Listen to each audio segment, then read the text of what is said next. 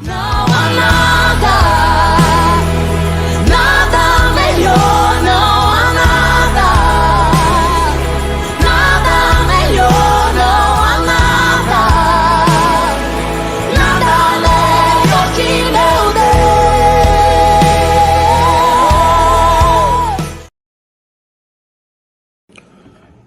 Olá, bom dia, meu nome é Emerson Ferreira, sou membro da igreja desde 2005 e eu quero dar um breve testemunho para vocês de um milagre que Deus operou na minha vida profissional.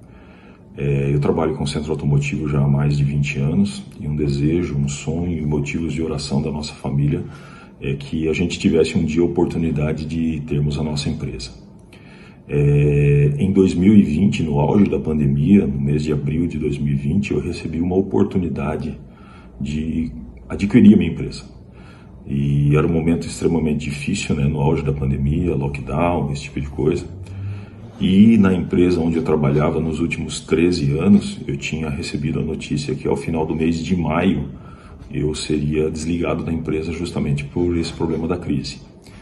E já em abril Deus já começou a trabalhar esse processo que a gente não esperava, né, de adquirir essa empresa. E alguns milagres Deus operou nesse momento, né? Porque nós tínhamos o desejo, mas não tínhamos a condição financeira para isso. E Deus foi maravilhoso, cuidou de tudo, né? Nos proporcionou um pagamento inicial pequeno, nos proporcionou que o antigo proprietário aceitasse o restante do pagamento de forma parcelada, sem juros, né? Uma coisa difícil assim de entender, mas são os cuidados de Deus na nossa vida. Poderia ser um momento assim de grande crise para a gente, né? Ficar desempregado no meio da pandemia, né?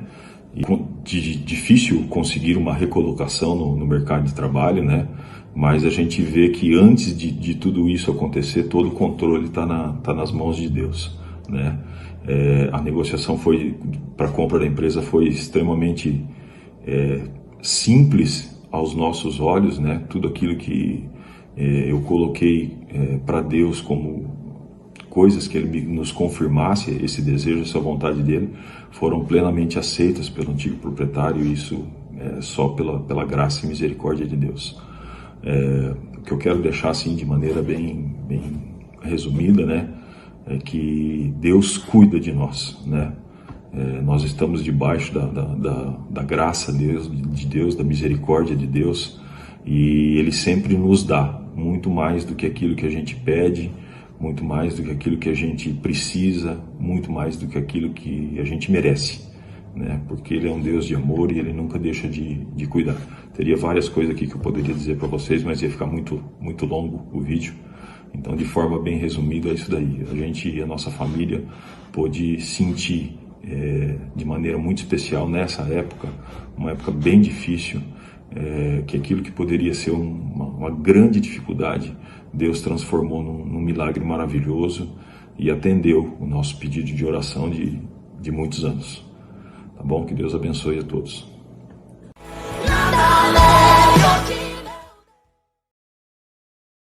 De repente ele chega aqui e diz: pastor, fui desligado da empresa. E isso poderia ser um caos, bem no período da pandemia, as organizações fechadas, as empresas fechadas, e o camarada perder emprego, e eu já imaginava naquele momento, nós íamos viver perdas de pessoas que nós amamos, íamos ter empresas fechando, iríamos ter desemprego, e de repente o Emerson vem com desemprego. E a gente ficou então preocupado, a gente começou a orar, de repente um milagre acontece, o que Deus pode fazer, o milagre acontece. E quem conhece o Auto Center do Emerson ali, uma bênção que é ali na Kennedy, Deus fez um milagre assim, sem explicação. E hoje, graças a Deus, ele está realizado como empresário, e isso é muito bom. O que é que Deus pode fazer? Nós temos orado pelos motivos que os irmãos colocaram aqui. Quarta-feira eu abri aqui e disse algumas coisas alguém pensou assim: eu não sabia que os motivos seriam lidos. Falei: mas não foram lidos. Ah, mas o senhor pegou e disse: olha, sem óculos eu não enxergo nada.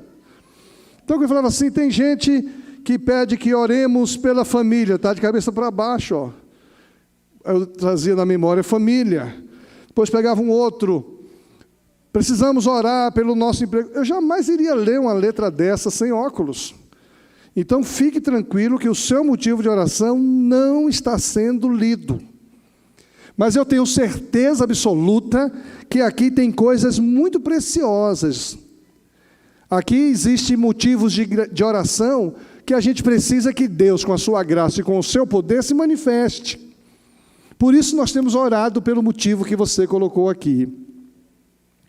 Nós temos baseado as nossas mensagens nesse tema: o que Deus pode fazer. E os ministros da igreja foram muito felizes quando escolheram a música, né? Vida aos sepulcros. E nessa música tem uma frase que diz assim: não tenho medo de expor minhas fraquezas, defeitos e falhas, eu não vou esconder. Um amigo encontrei. O Deus das montanhas é o Deus do vale. Não há lugar em que sua graça não possa achar. Toda vez que eu ouço a gente cantando, não tenho medo de expor minhas fraquezas, nós vivemos em uma sociedade onde a gente esconde nossas fraquezas. Nós queremos mostrar só o nosso melhor lado. Queremos mostrar nossas virtudes. Queremos mostrar o de positivo que a gente tem e o de positivo que a gente faz, o de positivo que a gente é. Mas todo mundo tem suas qualidades e suas limitações. Todo mundo tem suas fraquezas e as suas fortalezas. Por isso, nessa manhã, vamos falar um pouco sobre a história de um fracasso. E eu não sei se você já se sentiu fracassado em algum momento da sua história, da sua vida.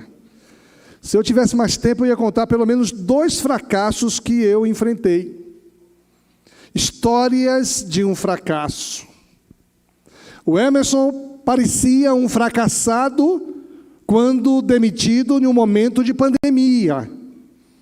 Mas o Deus que tudo pode fazer transforma novas todas as coisas. Se expor publicamente, falar publicamente de algo que viveu não tão positivo, é complicado, mas é melhor quando a gente consegue fechar, como os testemunhos que nós temos trazido têm fechado. Casamentos restaurados, vidas recuperadas, vidas salvas, situação profissional estabelecida. Mas existe um personagem na Bíblia que tem a história de um fracasso, e ele morre em um contexto de humilhação, de vergonha, e mesmo assim a graça de Deus o alcançou. Vamos ler Juízes capítulo 16, versículos de 23 a 31, nos diz assim a palavra de Deus: os governantes filisteus realizaram uma grande festa, na qual ofereceram sacrifícios e louvavam os seus deuses. Dagon. Interessante que, adorando a um deus pagão, eles reconhecem como sendo abençoados por esse Deus, oprimindo um líder do povo de Deus. Nosso Deus nos deu a vitória sobre o nosso inimigo Sansão, diziam eles. Ao ver Sansão, o povo louvou a seu Deus. Nosso Deus nos entregou o nosso inimigo, diziam. Aquele que destruía a nossa terra e matou muitos de nós, agora está em nosso poder. A essa altura já estavam muito bêbados e começaram a gritar: tragam Sansão para que nos divirta. Assim trouxeram Sansão da prisão para diverti-los e o fizeram ficar em pé entre 2 colunas que sustentavam o teto. Sansão disse ao jovem servo que o guiava pela mão: ponha minhas mãos nas 2 colunas que sustentam o templo. Quero me apoiar nelas. O templo estava lotado. Todos os governantes filisteus estavam presentes e havia cerca de 3.000 homens e mulheres na cobertura, vendo Sansão e se divertindo às suas custas, ou às custas dele. Então Sansão orou ao Senhor: soberano Senhor, lembra-te de mim novamente. Por favor, ó Deus, fortalece-me só mais esta vez. Permite que com um só golpe eu me vingue dos filisteus pela perda de meus 2 olhos. Então Sansão se apoiou nas colunas centrais que sustentavam o templo, empurrou-as com as 2 mãos e exclamou: que eu morra com os filisteus. E o templo desabou sobre os governantes filisteus e sobre todo o povo. Assim Sansão matou mais pessoas quando morreu do que em toda a sua vida. Mais tarde, seus irmãos e outros parentes desceram para buscar o corpo. Eles o levaram de volta para casa e o sepultaram entre Zorá e Estaol, onde seu pai, Manoá, estava enterrado. Sansão julgou Israel durante 20 anos. E essa é, na verdade, uma história de um fracasso. Poderíamos trazer a imagem de Sansão como um homem fracassado. Essa história está registrada na palavra de Deus porque Deus quer nos ensinar alguma coisa. O autor do livro de Juízes é uma pessoa desconhecida. O Talmud atribui o livro de Juízes a Samuel. Aquele pequeno Samuel que é fruto de um milagre quando sua mãe ora ao Senhor no templo. O livro de Juízes cobre o período que vai da morte de Josué, aquele Josué que sucedeu Moisés, até a inauguração da monarquia, do reinado de reis sobre Israel. A parte principal do livro de Juízes mostra um padrão que se repete na história antiga de Israel e na história atual de Israel. Apostasia, deixar de cultuar a Deus, deixar de adorar a Deus. Sofre a opressão dos povos inimigos.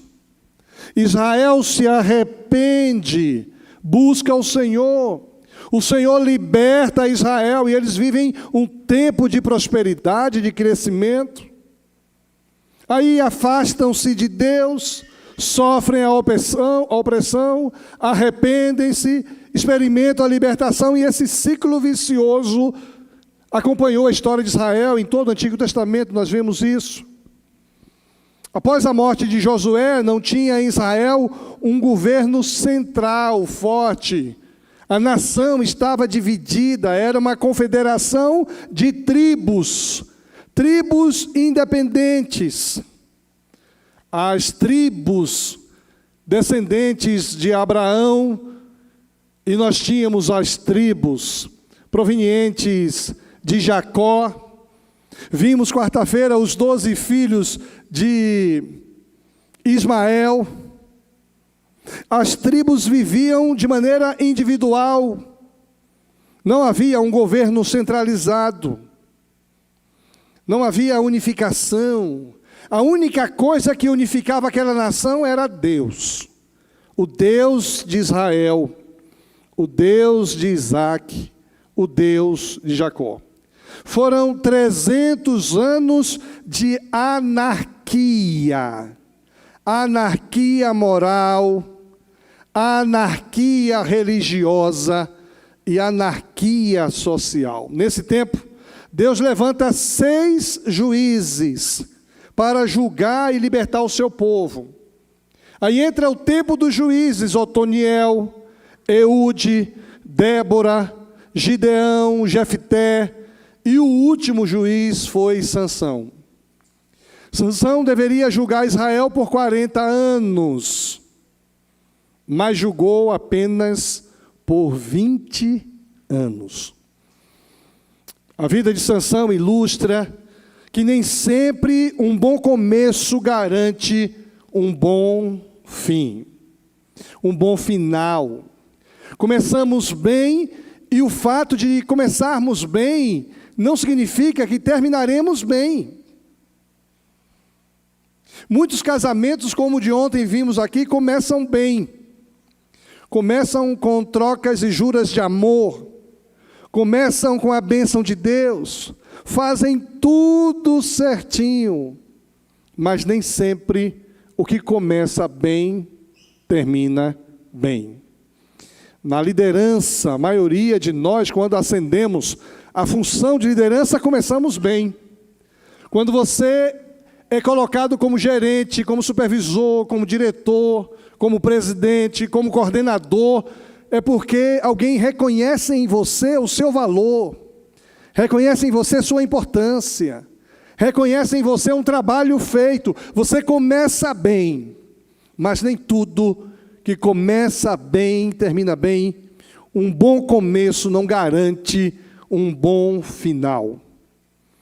O poeta Henry disse que a arte de começar alguma coisa formidável,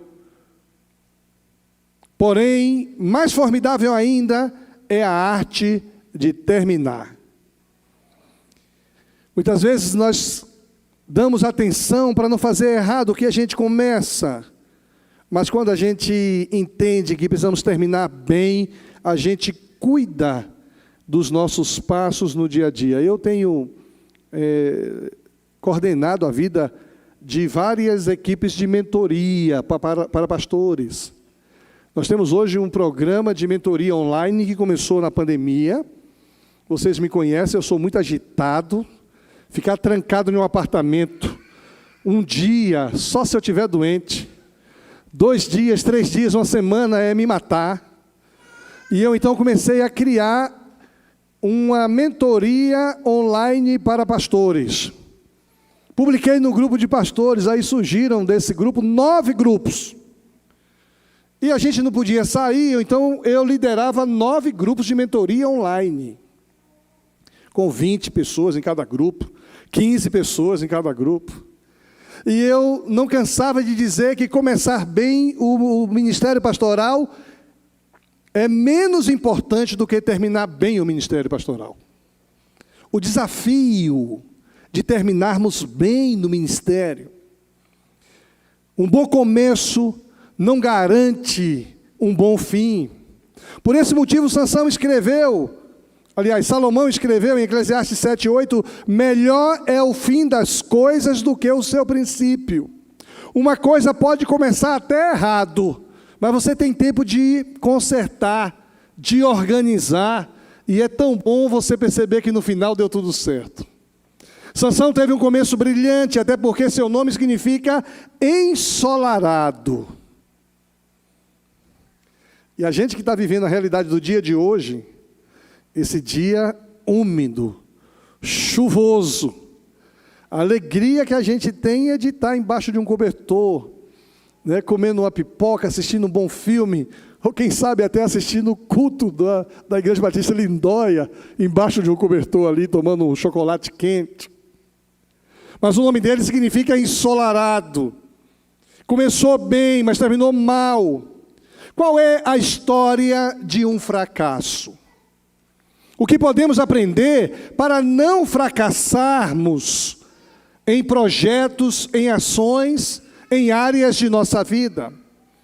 Sansão tinha tudo para dar certo. O seu nascimento foi precedido por uma visita de um anjo do Senhor. Capítulo 13, versículo 3.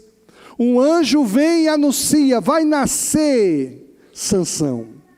Você vai nascer com o prenúncio de um mensageiro do céu. Ainda no ventre, ele foi consagrado ao Senhor. A sua mãe o consagra ao Senhor. Ele seria um nazireu, capítulo 13, versículo 5. Seus pais eram pessoas religiosas, tementes a Deus e levavam Deus a sério. Capítulo 13, versículo 9 diz: Deus ouviu a voz de Manoá e estendeu o seu pedido, e atendeu o seu pedido. Sansão cresceu em um lar onde Deus era adorado. Antes de nascer, Deus revelou aos pais de Sansão qual seria a missão e o propósito em sua vida. Antes de nascer, Deus tinha mostrado que Sansão seria um instrumento para libertar Israel das mãos dos filisteus.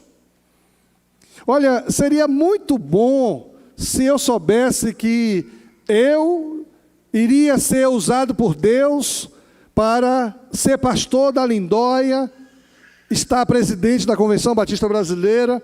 Como seria melhor para mim? Eu iria nascer, iria me preparar, eu iria fazer todos os cursos possíveis. Inteligência emocional, como cuidar de pessoas, conhecer o comportamento das pessoas.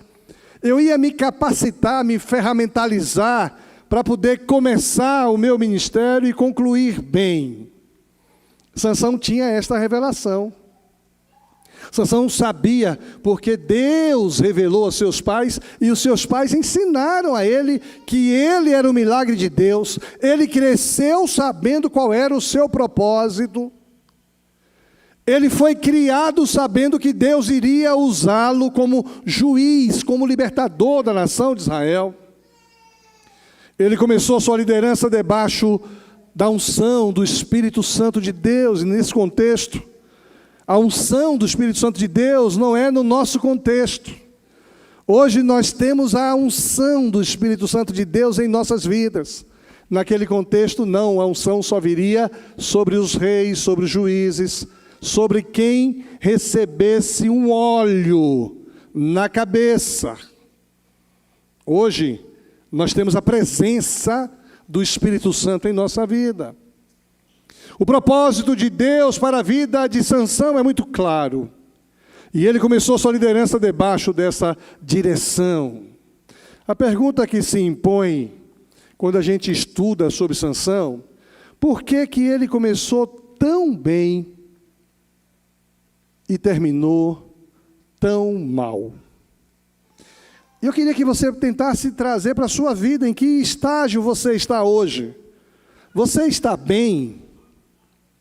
Você está desenvolvendo um projeto que Deus confiou a você bem? Como pai, como marido, você é um bom marido? É um bom pai? Como mãe, você é uma boa mãe? Como avô, como avó, como filho? Como aluno, como profissional, como empresário, como sogra. Tivemos hoje pela manhã um testemunho maravilhoso de uma sogra. E como o genro faz de tudo para salvar e buscar essa sogra. Em um dia de chuva, vai buscar a sogra lá na casa para trazer para a igreja. E a sogra caladinha diz: eu quero estar com a minha família. Está ali. Coisa linda. Agora tem algumas sogras que os genros não querem ver na frente. Será que nesse projeto de ser sogra, você é uma boa sogra? Tem algumas sogras, especialmente aquelas que são mães de homem, que as mulheres, as esposas sofrem. Porque nem o ovo frita igual o ovo da minha mãe. O ovo que a minha mãe frita. Ah, minha mãe faz um frango ao molho, tadinha das meninas. Aquele arroz da mamãe. Qual é o projeto que você está vivendo e desempenhando e como é que você se classifica nesse projeto? Você começou bem? Você está bem? As atitudes, as direções, as escolhas que você tem feito resultarão em um final feliz, em um bom final? Nós vamos ver hoje como não fracassar nos projetos que Deus nos confiou. Como pode um homem começar como um príncipe de Deus e terminar como um palhaço nas mãos daquele povo que ele deveria libertar? Foi criado com esta visão de futuro, ser o libertador de Israel, livrar Israel da mão dos filisteus. E ele começou muito bem, mas agora é um palhaço divertindo mais de 3.000 pessoas. Tragam Sansão para a gente se divertir. Eu já vi algumas pessoas sendo ridicularizadas e se achando o máximo em reuniões familiares, por exemplo. Tem aquele que fala demais, que brinca demais, que é todo extrovertido, é um palhaço. E as pessoas olham para ele com chacota. E ele pensa que está abafando. E é ridículo tudo aquilo. O que aprendemos com a história de Sansão? Uma coisa fundamental para aprendermos é que o começo do fracasso é quando escolhemos andar sozinho. Toda pessoa que escolhe andar sozinho tem tudo para fracassar. Sansão não levou a sério aquilo que ele já tinha aprendido dos seus pais, lá em Gênesis 2:18, onde o próprio Deus diz: não é bom que o homem esteja só, mas tem gente que se isola, e quando se isola é o começo do fracasso. Em Eclesiastes 4:9, diz que melhor é serem 2 do que 1, o cordão de 3 dobras não se quebra com facilidade. O N. Cordeiro tem escrito alguns livros interessantes, e em um dos seus livros ele diz: na ausência de outros, até mesmo o melhor que temos nos leva à loucura. Na ausência de outras pessoas, até aquilo que nós fazemos bem, aquilo que a gente faz com facilidade, aquilo que é o nosso melhor, poderá nos levar à loucura. Jesus, sendo o Senhor, escolheu andar com pessoas. Jesus não quis andar sozinho. Paulo, que é para nós a maior referência humana de liderança cristã, escolheu andar com pessoas. Moisés tinha um conselheiro chamado Jetro, não caminhava só. Davi tinha um mentor chamado Natã, era um profeta que o confrontava, e quando ele fazia alguma coisa errada, Natã dava-lhe uma cacetada. Daniel foi um dos homens mais íntegros da Bíblia, mas ele protegeu sua integridade praticando a prestação de contas. Daniel prestava contas para 3 amigos, Misael, Ananias e Azarias. Quando caminhamos só, quando não prestamos contas, é o começo do nosso fracasso. De vez em quando eu atendo pessoas que vêm apenas compartilhar o que estão fazendo. E aí eles começam a dizer: pastor, olha, minha vida está assim, está assado, estou fazendo isso, está sendo muito bom, estou com uma dificuldade. Teve alguém que diz assim: pastor, meu coração está machucado, está magoado com fulano. Que coisa linda isso. Essa pessoa jamais vai fracassar, porque é alguém que presta contas, é alguém que tem com quem abrir o coração. Mas quando alguém decide andar sozinho, alguma coisa não vai bem na sua alma. E eu percebo quando alguém se isola da igreja, por exemplo, tem alguma coisa errada ali. E muitas vezes é uma mágoa por uma coisa que nem aconteceu, a pessoa está magoada. Eu tenho dito que a gente tem recebido muita gente aqui machucada com a igreja, machucada com líderes, com pastores. E é tão bonito perceber que Deus tem usado nossa igreja como um instrumento de acolhimento, e a gente acolhe pessoas magoadas, machucadas. E é tão bonito isso, eu acho que a gente deve preservar isso cada vez mais. Preservar esse acolhimento. Mas o indivíduo é acolhido, mas chega aqui e ele começa a levar umas cacetadinhas também. Porque quem vem magoado traz consigo, muitas vezes, algumas coisas que precisam de correção. Algumas confrontações são necessárias. Tem alguns que já se isolam porque não querem ser confrontados, aí vão embora. E esses vão se dar mal, porque não querem ser tratados. E eu tenho dito que ninguém é tão bom que não precise melhorar. E a Bíblia diz que o ferro com o ferro afia o ferro. Às vezes, tinha uma pessoa aqui na igreja, ainda tem, que ela tinha medo de conversar comigo, só conversava com o pastor Nilton. Aí eu dizia, mas por que ela não conversa comigo? Eu tenho medo do pastor. O pastor só dá pancada. E aí, quando eu estou aqui, eu que prego, então quase sempre quem prega sou eu, a pancada vem de mim. E era tão bom, o pastor Nilton ajudava a ajustar e a pessoa ia se deixando moldar. Hoje essa pessoa é uma bênção em nosso meio. De vez em quando disse, foi pancada hoje. Eu falei, foi bom, minha filha, Deus falou com você? Às vezes nós somos confrontados com a palavra de Deus e alguns pensam que eu sei do que a pessoa está vivendo ou fazendo e eu não faço a mínima ideia. E não é só eu, o pastor Nildo, o pastor Vilibaldo, todo mundo que prega aqui não sabe da vida dos outros. Quem mais sabe ainda sou eu, talvez o pastor Nildo, mas ainda assim a gente nem imagina. E é tão bom quando Deus nos confronta usando sua palavra. Mas quando alguém decide andar sozinho, alguma coisa não vai bem na sua alma. Existem 4 coisas na vida de quem anda com companheiros de jugo que vale a pena destacar. Primeiro, quem anda prestando conta do seu viver, vive a vulnerabilidade. O que é ser vulnerável? É deixar-se conhecer. As pessoas me conhecem, sabem quem sou eu, sabem que eu não sou perfeito, sabem que eu tenho minhas limitações, mas caminham comigo, e a minha vulnerabilidade permite que as pessoas me conheçam melhor. Uma outra qualidade de quem presta contas é que tem uma vida cheia de vida. Há uma vivacidade, a pessoa está aberta a aprender. E quem não tem um coração ensinável, vai sofrer.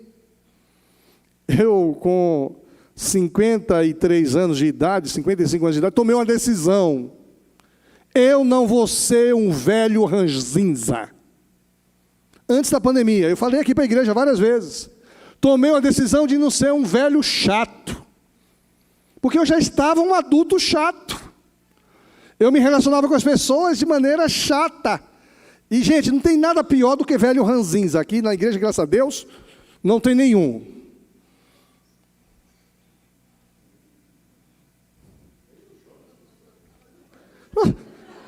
Logo eu, pobre pecador, nem o Jonas, rapaz.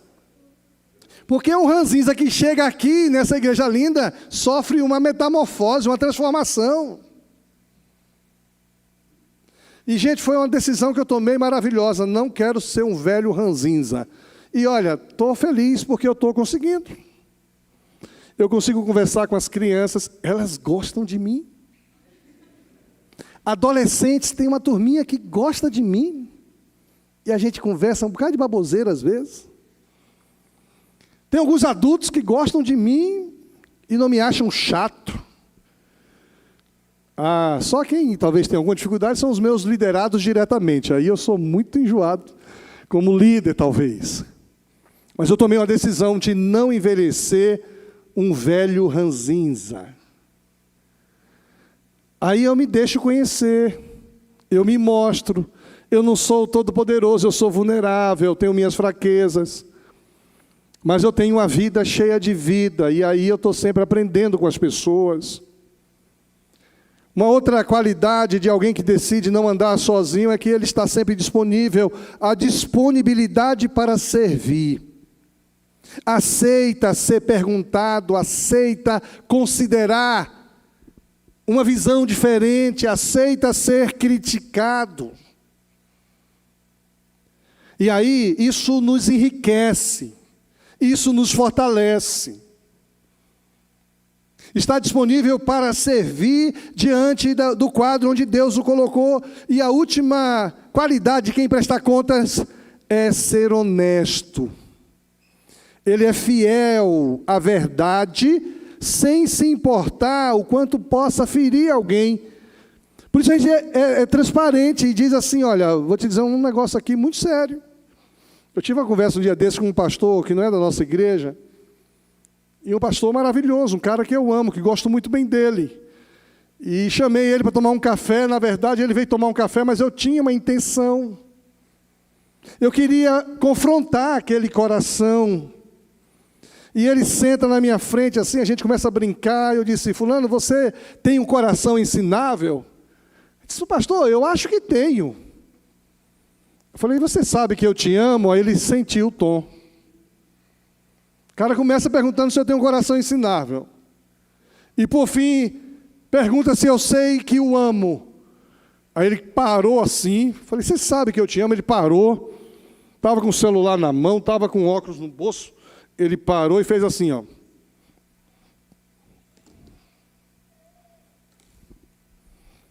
Pode falar, pastor. Eu achei essa cena maravilhosa. Com muito carinho eu fui, né? Apertando.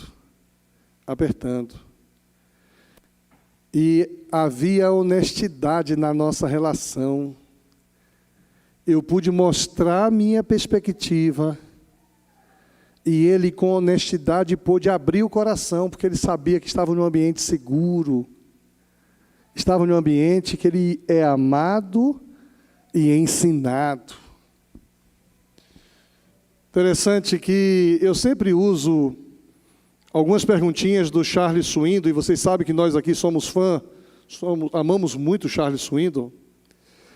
E o Charles Swindoll sempre fez 7 perguntas para os seus liderados e para si também. Primeira pergunta, ele pergunta assim: você foi visto com uma pessoa do sexo oposto em um lugar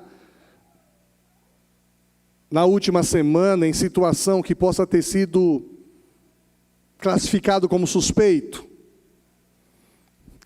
O Charles pergunta sempre do homem para a mulher. Você foi visto com alguma mulher em algum lugar na última semana, em situação que possa ter sido tida por suspeita? Hoje a gente fala com mulher ou com homem, porque as coisas mudaram. Com alguma relação suspeita. Segunda pergunta: você fez algum negócio financeiro que faltou integridade, honestidade, justiça? Você cobrou demais do seu cliente? Você não entregou aquilo que você foi contratado para entregar?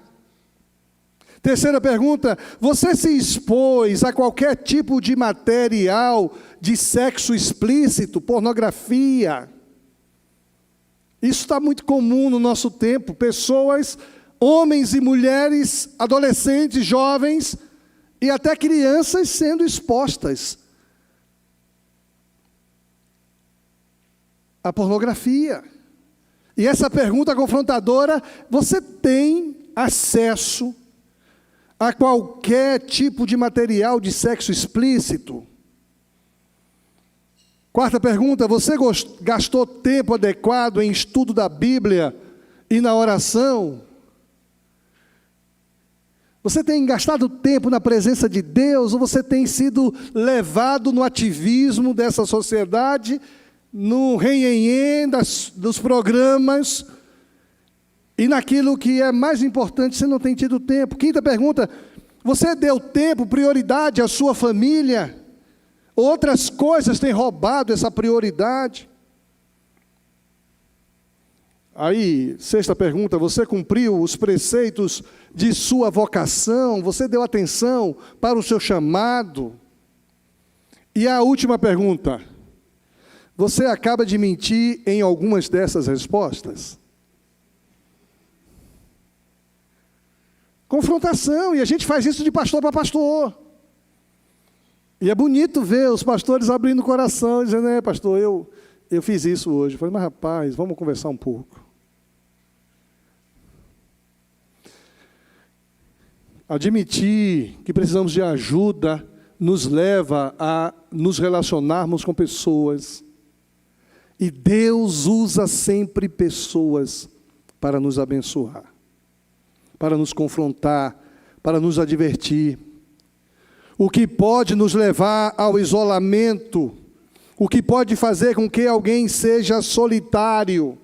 Existe uma lista de coisas que podem nos levar ao isolamento. Primeiro, a perda da simplicidade. O cara se acha o suprassumo. porque tem uma condição melhor, porque ocupa uma função mais elevada, porque possui um patrimônio mais adequado. Aí perde a simplicidade. Segundo, a falta de tato no tratamento com as pessoas. As pessoas são tratadas de maneira desvalorizadas. As pessoas não são respeitadas, não são vistas como pessoas. Terceiro, a falta de investimento em relacionamentos. Há um ativismo tão grande e a gente não se relaciona com mais ninguém. E o relacionamento que a gente tem, ele é um relacionamento frio. É um relacionamento por mensagens. E é muito comum encontrarmos em um ambiente 4 pessoas, cada um olhando o celular. Sentarmos em uma mesa para comermos uma sopa, cada um olhando o celular. Até que alguém toma a coragem de deixar o celular de lado, o outro vê isso, deixa também, e aí começa a investir nos relacionamentos. Mas quando a gente não investe, a gente tem uma tendência ao isolamento. O excesso de autoconfiança. A gente confia demais em nós mesmos, é muito bom confiar em nós, é muito bom reconhecer nossos valores, é muito bom sabermos o que nós somos capazes, mas nunca achar que a gente é a pessoa que resolve. Vocês vão ter que me engolir. Esse excesso de autoconfiança nos leva ao isolamento. O mau humor. Tem gente que vive sempre de mau humor, está sempre mal-humorado. E aqui na igreja nós temos alguns mal-humorados, viu? Não vou nem olhar para vocês, que são não vou olhar para quem é mal-humorado aqui hoje, não. Então, se eu não olhar para você, sabe que eu estou te dando um recado, viu? Mal-humorado. Tem gente que tem dificuldade de se relacionar, está sempre de cara feia, está sempre de mal com a vida. É verdade que algumas vezes as pessoas entram ali de um mau humor, são pessoas angustiadas, precisando de ouvir Deus, não querem nem ser percebidas, não querem nem ser notadas. Algumas passam ali de cabeça baixa, o pessoal da recepção dá bom dia, eles nem respondem, porque está precisando de Deus na sua vida. E às vezes nós vamos encontrar pessoas aqui que chegam assim, machucadas, magoadas, entristecidas, não querem ser percebidas por ninguém. E a gente tem que acolher mesmo assim, respeitar mesmo assim, e não ser invasivo mesmo assim. Mas conquanto as pessoas sejam mal-humoradas, eu não posso ser mal-humorado. Você não pode ser mal-humorado. Porque pessoas mal-humoradas são pessoas isoladas. As pessoas não gostam de estar juntos. O sucesso que sempre levanta uma parede de isolamento. A tendência de quem tem sucesso, a tendência de quem ocupa a função no topo, é ser isolado. A função que eu exerço hoje é uma função muito importante no cenário batista. As pessoas ficam impressionadas, dizem elas, com a minha humildade. Coitadinho de mim. Elas não sabem que eu oro a Deus, pedindo a Deus humildade todo dia, porque lá dentro de mim tem um bicho terrível. Ontem eu precisei ligar para 2 líderes fortes no Brasil. Quando eu liguei, boa noite, irmã fulana, tudo bem com você? Tudo bem, graças a Deus. Falei, você sabe quem está falando? Não, mas com certeza é uma pessoa educada. Falei, muito obrigado, ganhei a noite. Ela deu uma risadinha. Eu falei, pastor Ilquis, ai meu Deus, meu presidente. Aí se sentiu muito honrada em receber um telefonema meu. Mas às vezes a gente está no topo, numa posição de sucesso, as pessoas têm constrangimento de se aproximar, as pessoas não têm a liberdade de nos abraçar. O sucesso costuma levantar uma parede de isolamento entre pessoas. Uma outra coisa que produz isolamento é a ingratidão. Pessoas que não são gratas não reconhecem a importância de outros em sua vida. Eu, por exemplo, hoje estou grato a vocês que vieram. Eu vinha para cá naquela chuva, eu disse, a igreja não vai ter ninguém hoje, vai estar vazia.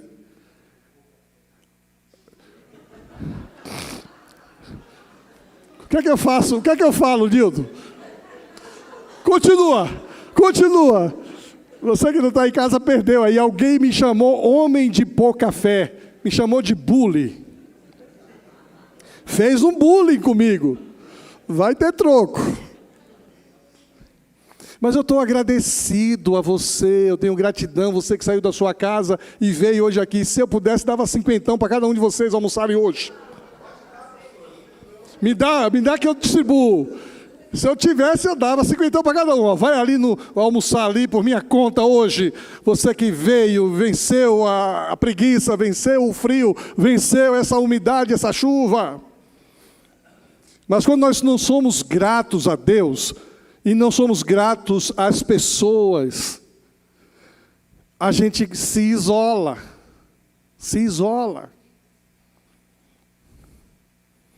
O começo do fracasso é escolher andar sozinho.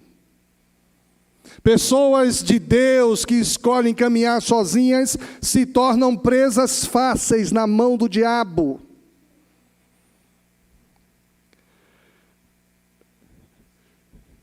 E eu queria que você saísse nessa manhã confrontado com isso. Você tem andado sozinho. Tem gente vivendo o ministério sozinho. Tem gente vivendo o casamento sozinho, a realidade familiar sozinho. Tem gente que tem trabalhado no seu trabalho sozinho, não valorizam as outras pessoas, não caminham com outras pessoas. O começo do fracasso é caminhar sozinho.